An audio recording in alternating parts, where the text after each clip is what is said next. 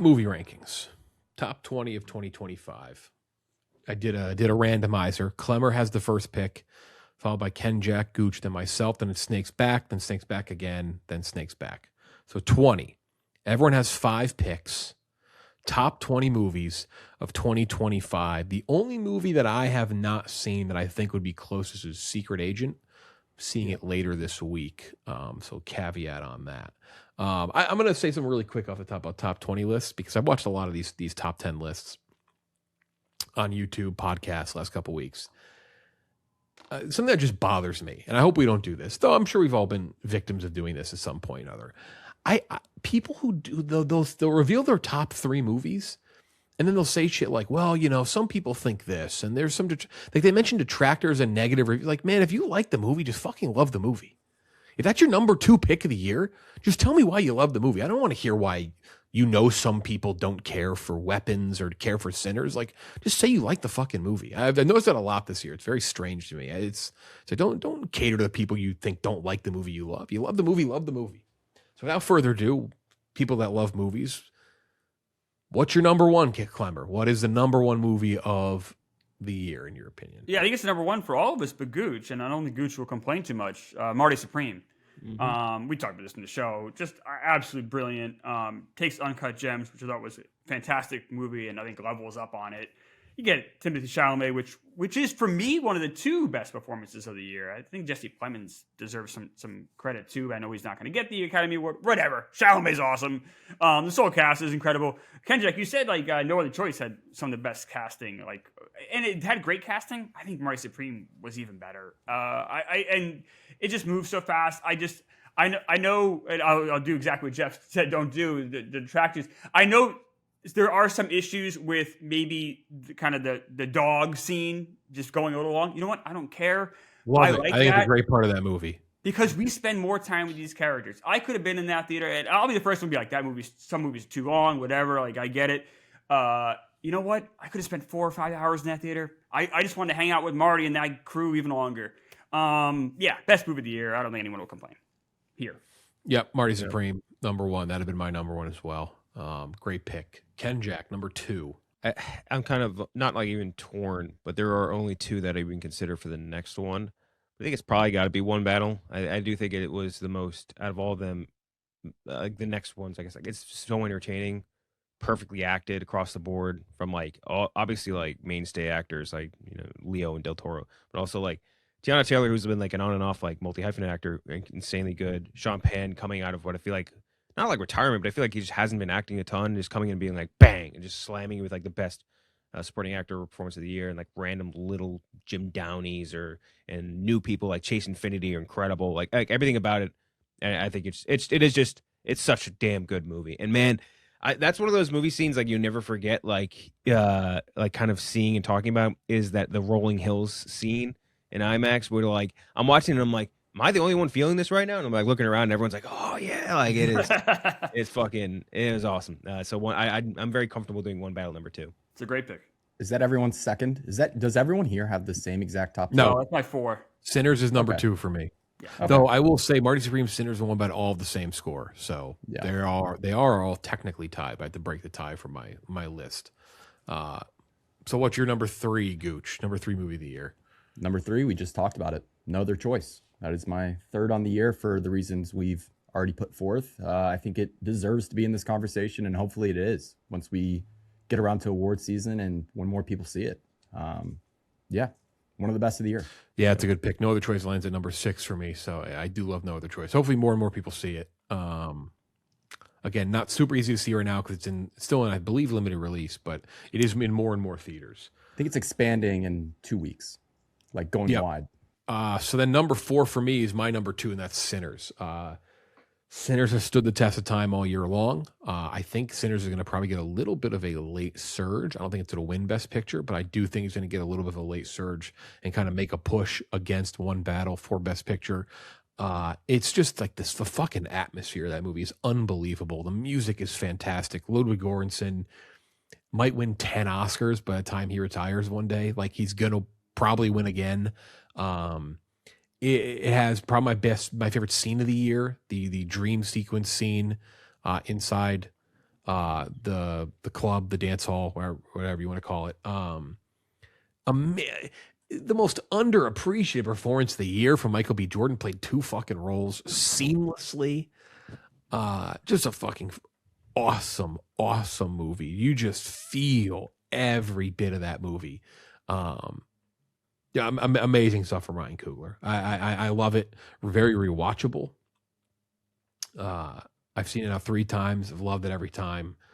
Give me that fucking Irish dance scene over and over again, baby. Just give it to me over and over. I love that scene. So that's my number 4. 4 and 5 for me are right now tied on my list, but I'm gonna have to give it to one of them, and I'm gonna have to see if I get mine later on. But Sentimental Value comes in at number 5.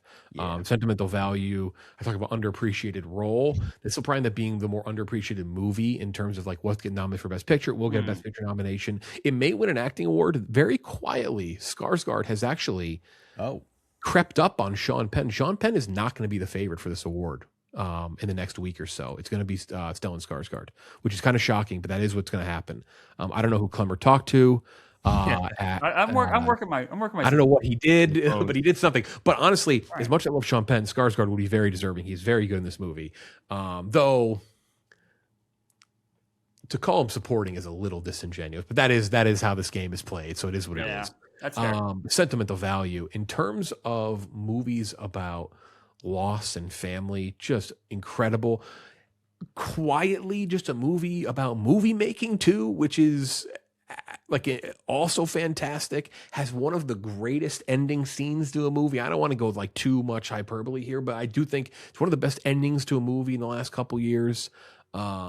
Hits you in every emotional way possible, like kind of rips like your heart out in a weird, like subverting expectations, and that's what they're doing here. Like it's fantastic. Sentimental Value has stuck with me since it came out, and is my number 5. So top 5 so far: Marty Supreme, One Battle After Another, No Other Choice, Sinner, Sentimental Value, Gooch, number 6. I think we're fucking nailing it so far. Number 6, Eddington. Eddington would be top 4 on the year for me. I fucking love that movie. It's a movie that I think in terms of the films that released in the past year, I have thought about no movie more than Eddington. The things that it wanted to say, the things that it did. I think Joaquin Phoenix is getting, he's not in the race at all, but I do think he kind of got pushed to the side a little too early. I think it's one of his best performances in the past decade. He's really good. Correct use of Pedro Pascal for once. He was in 8 movies the last year, and I think he's at his best here.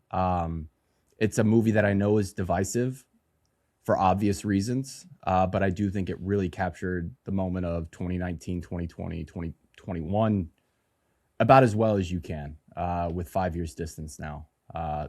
Ari Aster, not a filmmaker I always loved, but here I really did love what he was doing. Yeah, I'm a big fan of Eddington. Eddington for me ended in my top 10. I think Eddington was great, but I love Ari Aster too. I wish we could have squeezed Ari Aster into the top 10 last week for directors in the last 10 years. I love the Eddington pick. What a fucking crazy movie that is. Insane. A lot of similar movies this year in terms of like saying something about the political landscape that all did completely different things. Eddington is such an interesting complement to One Battle because One Battle ends in such a positive, like let's go get him kind of way. Like, hey, like, no matter how bad things can get, like Eddington, the complete opposite. In a way only Ari Aster could do. Kenjac, number 7. Yeah, this is a little bit tough because like there's one movie where I think I'm clearly like I'm gonna do it. I'm just gonna say Train Dreams. I fucking love Train Dreams so much. Oh, Train Dreams is awesome. Brilliant. It was such a good movie, and it's one where like I think the audio-visual component of it and the sheer acting outpaces the value of the story. And I'm typically like a story-driven movie type guy. Like I love a really, really good, well-told story, and I think it is. But it's just like it's not one that I think is like super, like entertaining or kinetic. But like, man, it's just a really fucking good movie. Beautiful, sounds great. Edgerton is like on another fucking planet the entire time. It is so good. And I really wish it had a theatrical run. I know it played in a couple of theaters, but I really wish I had like an actual theatrical run where people could see it. You could say it about every Oscar movie, but man, it is beautiful. And that you want to talk about like ending scenes that stick with you. This I think is the ending scene probably of this year. Like I would say it's actually comfortably. It is like the ending scene for me this year. It's so goddamn good, and it really stuck with me for a while to the point where like I went back and rewatched just the ending like 10 times. It's so good. So yeah, I'm comfortable with Train Dreams. Yeah, that's a movie that's crept into my top 10s at number 9 for me. A fucking fantastic movie, and it sounds like it's crazy. It's like of all the things Netflix is pushing for Best Picture, they push the shit out of Frankenstein, push the shit out of Jake Kelly, maybe to a lesser extent. Train Dreams is going to be one that sneaks in for Best Picture nomination, more than likely. At least it's trending that way. Klemmer, you have back-to-back picks at 8 and 9. Yeah, I have 6 movies that I consider to be great this year. Our Supreme, Sinners, My Battle for Another, Sentimental Values, Train Dreams, and this one, Weapons. I think Weapons is absolutely. It's my 3rd favorite of the year. I think Weapons is amazing. It earns that crazy last 25 minutes. Earns it in spades. You get a very good performances across the board, especially with Brolin. I thought Brolin was really good in this. And then Amy Madigan. I hope she's going to get a nomination. Does it seem likely, Jeff? She is definitely a nomination, yes. Okay. And she has an outside chance at winning. Right now, supporting actress is a complete toss-up in 5 different directions. So she definitely has a chance. Good. I'm glad she's at least going to get the nomination because she deserves it. I love this movie. It was exciting. It was fun. It was, to me, like a great like double feature with Sinners. Like both like really smart horror that, in my opinion, earns every single second it has on there. So a fantastic movie. Unapologetically goes for it. Absolutely, but earns it. Doesn't come out of nowhere. Like I think it really lands it because it pays off on what you've been watching for so long, and with quality performances and a really really strong direction. And goes number 7 here, which I gotta say, Eddington. I did not like Eddington. I did not support Eddington. What I do support is Caught Stealing. Caught Stealing. Let's go. Right there. It's my 7th movie. What is that, 8th? I can't believe it lands in our top 10. It's fucking... I can't believe Eddington lands in our top 10. How about that? I fully believe it because I know Jeff and Robbie love it, but it wasn't in my top 10 either. Yeah. But Caught Stealing is fun. So Caught Stealing, you're getting the most accessible Aronofsky yet, who I think is a top-ish tier director. He's up there. What a ringing endorsement. No, but like he's not Scorsese, which is what Jeff was shitting on me before the show about Caught Stealing. That's fine. He's not Scorsese, but he's that next tier for me. I did have fun with this movie. I do want to give Three the bone there. I had fun. I didn't love it, but I had fun with it. Like I didn't hate my time in the theater. Austin Butler in a other really fun performance, like a true like leading man performance. I thought it was shot really well. It was a fun movie that felt like kind of a throwback. I know it takes place in the 90s, but it felt like a movie from the 90s too. At every second, I was entertained that entire movie, which I can't say that was the case with a lot of these movies this year, and that one did. I really loved Caught Stealing. I know it came out Labor Day, kind of came and went. Maybe some people didn't check it out. Go watch. I think it would work watching it at home too. I think it's just a fun fucking movie. It was a very 90s in many different ways, one of which being like Austin Butler being the most ripped, handsome man that's also an alcoholic that doesn't move, that all he does is eat, drink, and fucking like that is core 90s. I think that perfectly fits. And I loved all the side characters in that too. Like that tiny Russian guy and the tall Russian guy, that like the goons. Oh, there's a lot of shit to love in that movie. I agree. Next up, Kenjac, number 10, round out the top 10. I'll run it out, and this is one where like I might just disconnect my fucking Ethernet cable the second I say it because I know half of you guys don't like it at all. I'm putting Hamnet. I loved Hamnet. I'm a schlock guy. I think. Here, let me just say it, and I'll break it down. When you have one of the most beautifully shot movies of the year, when you have one of the best scores of the year, when you have a performance which is led by what is probably going to win Best Actress of the Year in Jessie Buckley, and then pretty good supporting, even if you want to say Paul Mescal, which I would agree with you. Outside of that, all pretty fucking good. And I fall for it, man. I think that kid actor, one of the best kid acting performances I've seen in like a better part of a decade. I think there's too many, even if you don't totally connect with the core, Oscar baitiness of it all. Like I think there's too many great components for this not to land somewhere near the top 10, and I'm fine with number 10. I personally, I was hook, line, and sinker. I fell for it. I was sobbing like a baby in that movie. So I'm going Hamnet. Goddamn right, Kenjac. It is. I have to throw Klemmer another bone. I do have it like 20 spots lower than Caught Stealing. So Yes, let's For go. yeah, I get it though, because I also know I'm in the minority aggressively on not loving that movie. But There was a it just fucking Neil doesn't work. Diamond song in it. Klemmer would have loved it. Yeah, oh my God. It would have been entertaining at least. You had That Pearl movie Jam? was so fucking ugly. That fucking What? bland look. You can accuse it a lot of a lot of things, but saying it looks ugly just It still. looked ugly. definitely It not looked- ugly. It looked ugly. Also, I don't know if you guys caught it. Guys, he's Shakespeare. They don't say that until like you don't even hear his name until I what? know. Like the what last a 10 minutes. reveal. What a shock. Not to me. Gooch 11. Man, you guys are really gonna hate this one. Avatar, Fire and Ash. Oh, Put it on Better the than board. having it. Oh yeah, top. That's number 6 on the year for me. I fucking love it. I am absolutely Jesus. Pandora pilled right now. Was watching Way of Water 2 nights ago. Fire and Ash just elevates it to a different level. Just a massive spectacle. James Cameron never loses, always winning. Fire and Ash in our top 12. Better than Eddington too. yeah, he's an Avatar guy. It is what it is. Yeah. It's all right. It's like when someone loves like the Sony Spider-Man movies. You just got to be like, that's fine, Oh, man. fuck Oh, off. come on. Gooch and I had a good time at the watching everything. Jim Cameron was very talented at copying and pasting the entire end of the last movie for this one. He did a very good job. we at that. we went over this. He did The a- last he one did a was very strictly good job at naval. that. The last one was strictly naval. This was naval and aerial. Had a good I don't time. even hate it, but I just it's just one of those like I would have Way of Water. I can't I would have Way of Water up here. I just Fire and Ash is tougher. Come on. yeah, I do I love Way of Water. I'll- Okay, Avatar, Fire and Ash. That was quite the run there. Those Fire and last Ash. 3. Though most people would, I will say, a lot of top 10 lists have Hamnet. Despite what Klemmer and I say, a lot of top 10 lists do have Hamnet this year. 12 for me is going to be Testament of Ann Lee, which I don't want to talk too much about it. Again, you can go see what I said on Letterboxd, one of my longer reviews of the year. I thought this was fucking unbelievable. This was like, it's a lot. And if Klemmer and Kenjac, you see it and you're like, I fucking hated that, I wouldn't even debate you on it because it is a lot. I thought it was better than The Brutalist. It's a team behind The Brutalist from last year, except they do flip the director. They both wrote Brutalist last year. It's the partner, Mona Fastfold and Brady Corbet, who are partners, like not just partners on screen, also like in life. I guess they're not married. So partner's the proper term.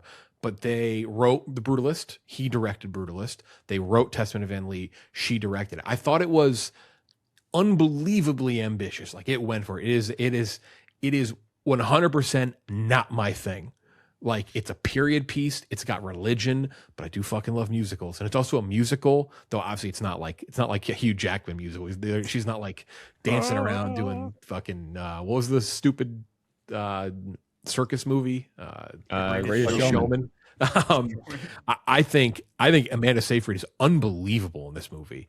We'll talk about it more in I think next week. But I was blown away. It's a brutal fucking story too. Music is unbelievable. I was just like enthralled by it. I thought it was fantastic. This is a top 5 of the year for me. 95 out of 100. But this was number 13 on our list. 12 on our list. 13 for me is my number 10 movie, and now all my top 10 have officially been picked, and that is some might call it the test balloon for Chair Company. It is Friendship. Fucking it's an incredible comedy. I think actually, you know what? I gotta be honest. I said my favorite scene of the year was from Sinners. It's not. That's my second favorite. My favorite scene of the year is the subway hallucination scene from Friendship. I think it is the stupidest thing I've seen in a long time, but it is so goddamn funny. When that kid comes in, he's like, "So how long is your trip? Like 5 months?" He goes, "No." He goes, "Like 5 minutes." Like, it's Subway. He goes, what do you say? The eatery? Is that what he says? Yeah. It is. It's such a funny movie. It is. I don't know how this worked. I don't know how Chair Company worked. It is this blend of super serious drama with the dumbest cringe humor you could ever imagine, and it somehow fucking works. It works in this, and it works in Chair Company. Just I Friendship is awesome. It is. I got to show it to my buddy the other day, who was a big Tim Robinson fan, who'd never seen it.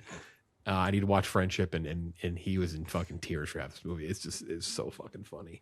Shout out Andrew DeYoung, who directed this and wrote it, and also did Chair Company doesn't get enough credit for these because obviously Tim Robinson's the one that gets kind of the hype, but I got to mention him as well. So, yeah, this is Was Friendship in all of our top 20s? Yeah, it's number 10 on the year for me. It's in my top 20 too. It was right at the tail end of mine.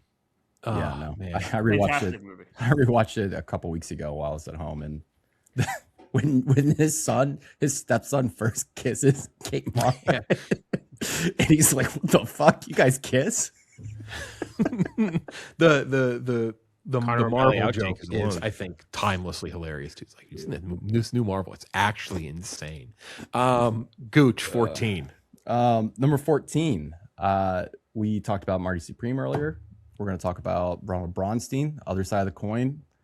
We have, Mary Braunstein, directorial feature. If I had legs, I would kick you. I'd kick you. Sorry, contraction. Starring Rose Byrne, which is one of my favorite performances of the year, and a movie that is just on a razor's edge from start to finish. Highly, highly stressing, highly anxious, and has a few performances that are just out of left field but work so well in terms of stunt castings, between Conan O'Brien playing just straight up playing a very dramatic therapist, and A$AP Rocky playing just, I don't even know what he's doing, but it worked for me. And has a very funny scene, one of my favorite funny scenes of the year, with a hamster that I loved. It's so funny. That hamster is so fucking funny. It's not an easy watch. I respect this movie, and I understand why people haven't noticed. It's not anywhere near my top 20, but it was too much. But Conan O'Brien's fantastic, a very cold therapist, like Gooch said, and Rose Byrne's incredible. So I understand why it's on people's top 20, and I wouldn't argue at all. It's just a little too much for me. Yeah, this lands at 15 for me. It's in my It's another situation where 20. over the past decade, we've had so many movies about it's so hard to be a mom, and they just come off so fucking annoying. I'm sorry, but they're just brutal. And this Was that one, one I feel Tully? actually got it. Sounds like you haven't really- seen Unpregnant with Amy Schumer. Jesus Christ. What was the movie Brian last year with Amy Adams? Night Bitch. Night Bitch. Oh, yeah. What was the one with Charlize? Was it Tully or something like that? Do you remember that? Totally. Yep. Yeah. Kenjac 15. Give me Black Bag. I loved Black Bag. That was really early one this year. Soderbergh kind of baited. He dropped it back to back with Presence, which could also easily be on someone's top 20 list. And I wouldn't blink an eye. But Black Bag, I really, really enjoyed. I thought that was a smooth, sexy espionage thriller movie that was done really well. Expert casting across the board. Fassbender, that's my favorite. Fassbender has not had the opportunity to really act or do good roles in a while. Bad Agent, whatever. This is a great Fassbender performance. Great Kate Blanchett performance too, who also hasn't been in a ton of great shit other than Tar, I guess. But them, and then also the person from Industry, Renee Jean Page, the whole cast I thought was awesome. And it's a good story, very interesting, keeps you on the edge of your seat. And I do think that we kind of miss those espionage thrillers of date. Most of them I feel lean more towards the action heavy, and this was more I'm just gonna wow you with a really cool story that happens to be in this sort of zone or whatever. So really, really enjoyed Black Bag. I think a lot more people would enjoy it. I think it's on Prime now, but more people should watch it. Fantastic pick. It's also 90 minutes long, which we don't get. We Yes. don't get that ever. Easy watch. Klemmer, you have back-to-back picks 16, 17. Okay, I'm gonna go with The Long Walk. Oh, Jesus Christ. Oh, what's that reaction? That boy did it in A jeans. long walk? Long Walk is a really good movie. I really enjoyed this movie. I don't think I'm alone in this one either. Maybe I'm alone in this room or on the show. Top 20? Top 20, A Long Walk. Oh, sorry, it's not in Eddington, where this is a nice movie. This is a I like movie. Long Walk. Long Walk's 28 in my list. I like Long Walk. It's What actually do you higher like about than Long Walk, Gooch? What's your problem with Long Walk? It's 27, but Oh, in terms of top 20 on the year? You said it's 27. You can't get mad at me for that. I don't know. That's bullshit. This is a great movie. Great movie about friendship. Really good performances. What are you laughing about? Nothing. Just the way you say great movie about friendship makes it sound like a really nice silly time. Never said that. Never said that. brutal. It is a It's great just a movie kid about getting friendship. shot while You he's took it that shitting. way. You want to take it that way. That's fine. It is a No, I enjoyed this shouldn't say movie. great really good movie about friendship. It's not quite great tier, but it's a really good movie about friendship. I thought it was shot pretty well. It's a movie I've been looking forward to for almost 40 years, 35 years. I read this book when I was like 11, and I loved it. I couldn't wait for a movie to come out, and they landed it. I thought they did like a really good job with it, which I'm shocked because it's a hard movie to shoot. It's a weird story to tell. People just walk until they die. I thought the supporting cast was great. Mark Hamill, not so much. Everyone else was really good. I for a movie that I had very high expectations for a long time, it landed it. And I don't think you'll see a better movie about friendship this year. There's a movie called Friendship that was pretty good. But I think have a movie called Friendship. Not comedic friendship, actual friendship. I think, and also that movie, Friendship, not about friendship really. They're not really friends. It's fair. Fair point. I like Long Walk, so I have no problem with that pick. Gooch hates it, even though it's 27 on his list. Like that's not. It's actually, he has it higher than me. Sorry, it's not Phoenician Scheme, Gooch. Oh God! Phoenician Scheme, don't 4 you spots fucking ahead do of it, it. Gooch. Don't you fucking put Phoenician Scheme on See, there. Klemmer's that's- next. That would be a problem. Clemmer's I'm next, and I next. assume Phoenician Scheme will not be the pick. No, it's not. I'm gonna go with another Soderbergh though. I'm gonna go with Presence. Yeah. I thought this was really good. It came out in January, so no one, it's kind of been forgotten about, and it didn't even make like $8 million in the box office. Super short runtime. Ghost story, perspective of the ghost. I'm sure you can catch it on streaming now. Really an interesting way it's shot. Soderbergh's such a genius. He has 2 movies now on this list because Black Bag was taken earlier. I don't know. I really found this really effective. Some of the acting, I will say, because the way it's shot, these incredibly long takes. So if you want to have a criticism, some of the acting might be a little uneven at times. But The acting was my biggest complaint in this movie. I actually enjoyed this movie, and I love Soderbergh's just such a fucking master at doing the most random shit and trying new things. But the acting was probably the one thing I would have complained about. Those long takes are tough. Like you can get exposed. But I will say, if you stick with it, I think it pays off at the end, and it's about as good of a ghost story as you'll see. I would agree with you. I think we both loved it. Presence, 17. Last picks for Kenjac, Gooch, and myself. Kenjac, you're up 18.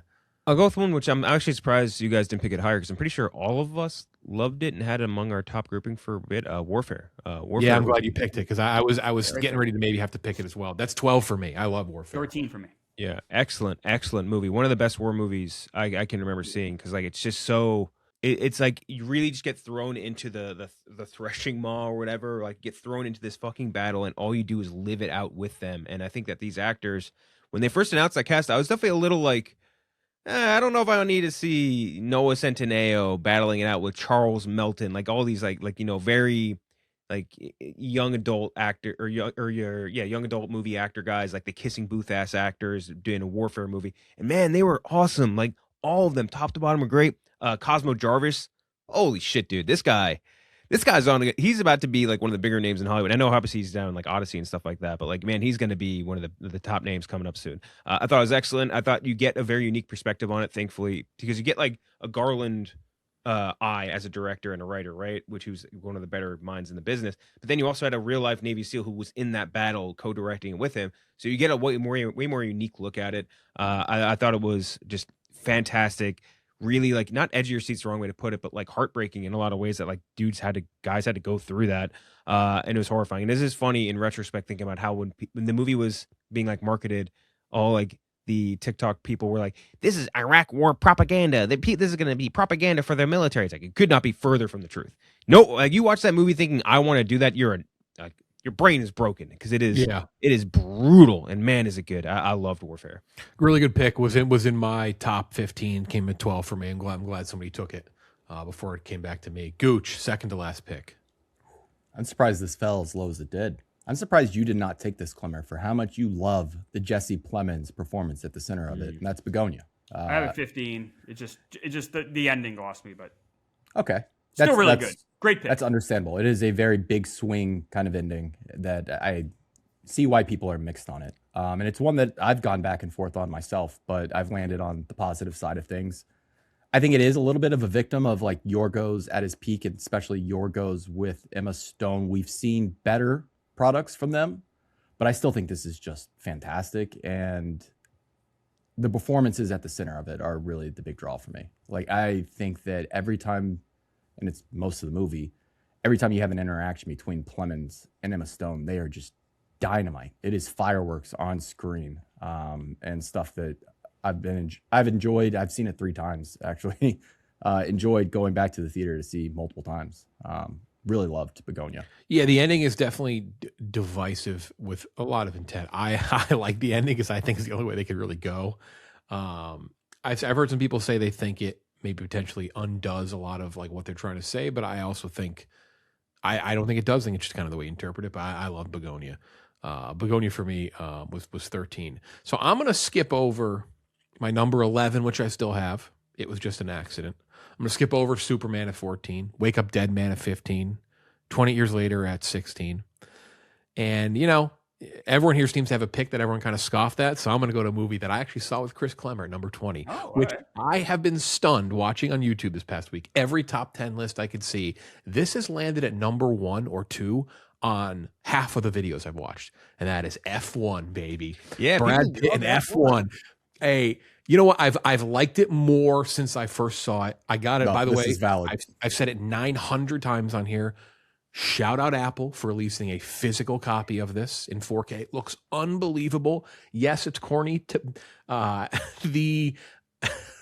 was the character's name? Hold on, I gotta try to get the character's name. The one character which is doesn't ruin the movie, but probably bumps it down a bunch of points. Peter Banning, they call him, from Tobias Menzies. Shout out to The Crown. Absurd character, a complete joke. But I liked everything else. I think the music is fantastic in it. It is shot in a way that is just mind-blowing. It looks unbelievable. And I know you could watch on fucking mute and you wouldn't care because it looks that good. It's a cliche sports movie, but it fucking works for me. And I had a good time with it. If I listed my top 10, my top 20, no, it would not be above a couple movies that I just mentioned, but fuck it. Throw it on the list, F1. Good time. A good time. It's a good, it's fine. I watched it with my parents when I was back home. It's throwback Bruckheimer. Like, it is a crowd pleaser. It's a very well-made crowd pleaser. It's got a bad villain, but outside of that, it's just a good time. Bad villain almost gives him too much credit. He just shouldn't exist in the movie. He's completely unnecessary in the movie. There's enough internal conflict with the team that you don't need this guy, this doofus. But everything else, I mean, nothing like Brad Pitt just showing up far away down the track like 3 times that movie. Like, oh my God, he's back. Sonny Hayes, back from the dead. What's it about, man? Just looks off into the sunset. Like, it's not as good as Top Gun Maverick, but there is a talent that needs to be obviously very much noted from Joseph Kosinski, because he can clearly make things that look just unbelievable and can overcome some issues, obviously, with the story being corny. But man, some of that shit it's just fucking amazing. Also, what he does with sound is incredible. Yes, like, it looks amazing, and it does. And like you said, Jeff, like, go back even to the Tron sequel he did, what looked amazing and sounded really good. Which looks, I mean, fuck. Yeah, and then compared to like Ares, which is just better compared to that bullshit. Like, he is one of the if not the best, like, action director, just action, not story, action director working today. He's incredible. Yeah, dumb movie, but it looked and sounded good. It's better. I liked it better than. I'm glad you didn't say Jay Kelly. I was afraid you were going to say that. That would have. No, that was not. Jay Kelly is number 21 of the year for me. Okay. Kaczynski's go-to cinematographer, Claudio Miranda, has like one of the funniest filmographies because it's just nothing but like really great stuff that he's done with Kaczynski and other directors. Like, he did like Life of Pi, but then he has just one curveball thrown in it. It's Failure to Launch. It's just in like the middle of like all these like Academy Award nominated like beautiful movies, and then it's just Failure to Launch. By the way, I had the movie wrong. It's not Unpregnant. Unpregnant is a movie with Haley Lou Richardson that came out a couple years ago. It was I'm Kind of Pregnant. Kind of Pregnant, where she fakes being pregnant. With one of the worst I saw this year. It's really bad. I'm bummed out we didn't get Ballad of Wallace Island, and no one else watched this. You didn't like that movie? No. Really? It's okay. I thought that was a really good movie. That's up there. That's a schmaltz fest. That's a fucking schmaltz fest. I don't know. I think it's just like a nice story. I'm surprised. Blue Moon is one that I actually thought would make the list. I have The Life of Chuck. Now that's a schmaltz. Hit me with that. That's. I don't like Life of Chuck much as you, but I enjoyed Life of Chuck. Do you want a Life of Chuck's son or Ella McKay daughter? I think should be our question at the end of the year. Instead of thoughts. Ella McKay is we're not gonna do a bottom list. Gets to whatever. Call us pussies, but Don't do that, Kenjac. Ellen Don't McKay would compare those definitely two be- movies. That's bullshit. The one I thought we would get to, although it's loaded, but Predator Killers of Killers I thought was awesome. Yep. That was a really good one. Naked Gun I loved. I really Yep, liked yeah. Naked Gun. I think Bring Her Back should get something. Bring Her Back is a Bring Her Back was good. brutal movie. Too much for me, but that's a very, very well made. Yeah, that's I Very well have made. I have no problem with that comment because it is a lot. Yeah. I have Is This Thing On in my top 20. Superman. Yeah.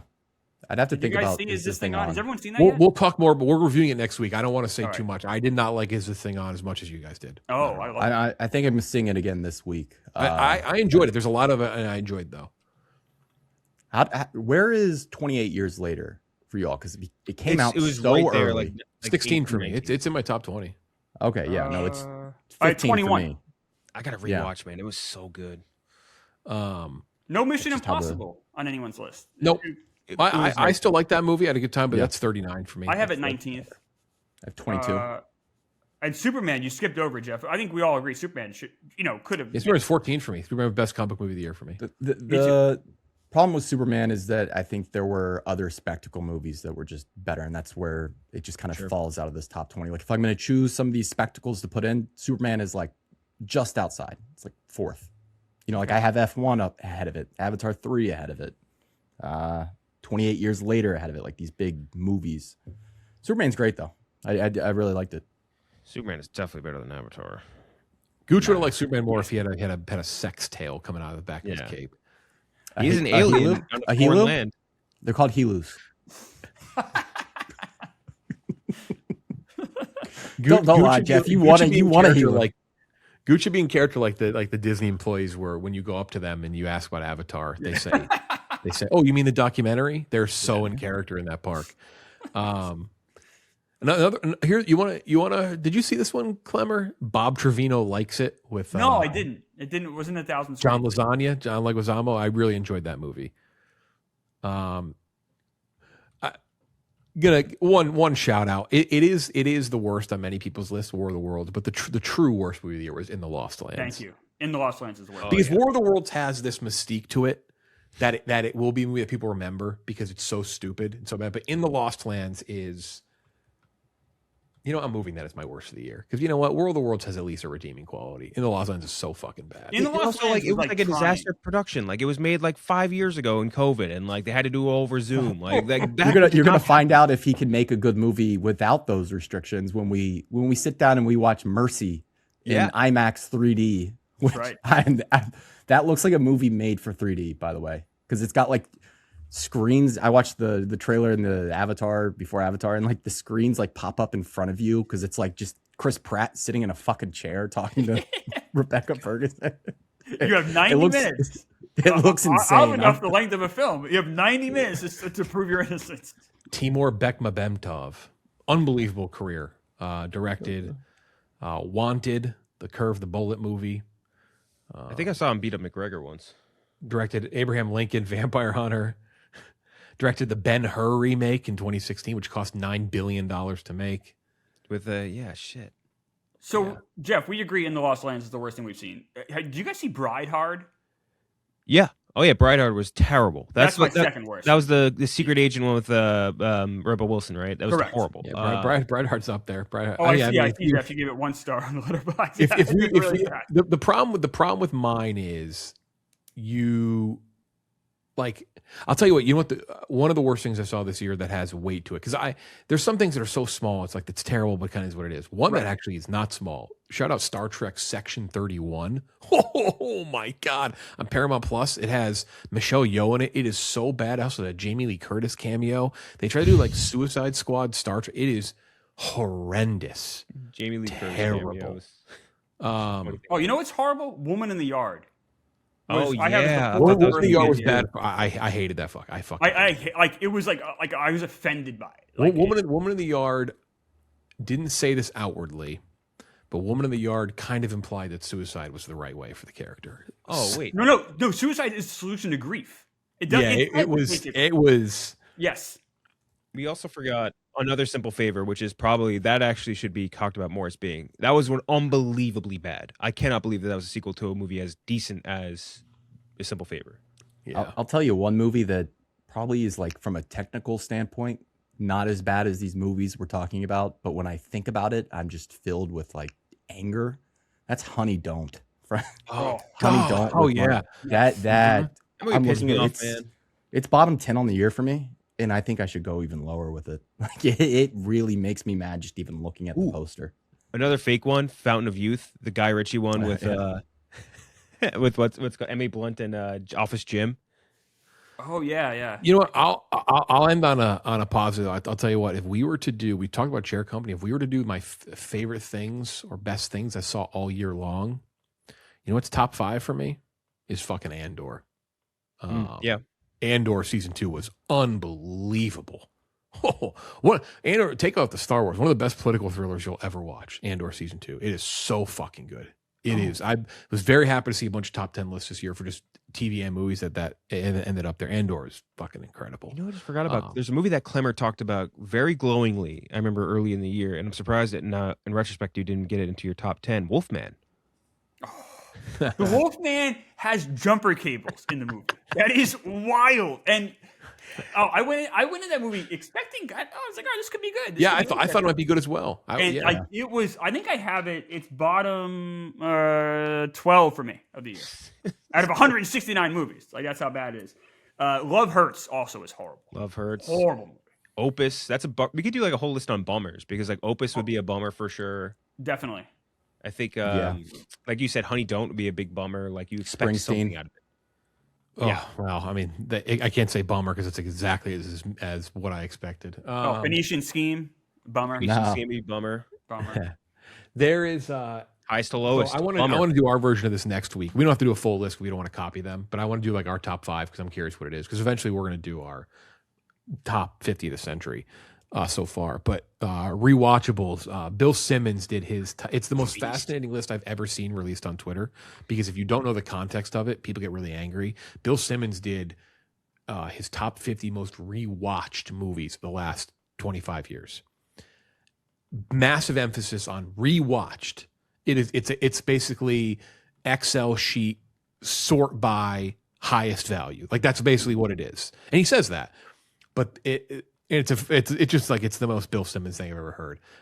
It's a fascinating listen, but it's so funny looking at the clips hit Twitter without context because it makes people so fucking mad because they think it's just his best movies of the century. It is my favorite reaction list I've ever seen. I think because people don't know what the context is. For some of them, some people don't, and it's crazy. So we'll have to do that. We'll have to give our top 5 most rewatched. I've been thinking about the last couple of days. Listen, Limitless might be on mine a whole too. segment because we don't want to copy them, but yeah. When he said Limitless, I was just like, yes. Limitless He's a beast. That's the clip that's the clip that's getting people. They're like, that's a top 20.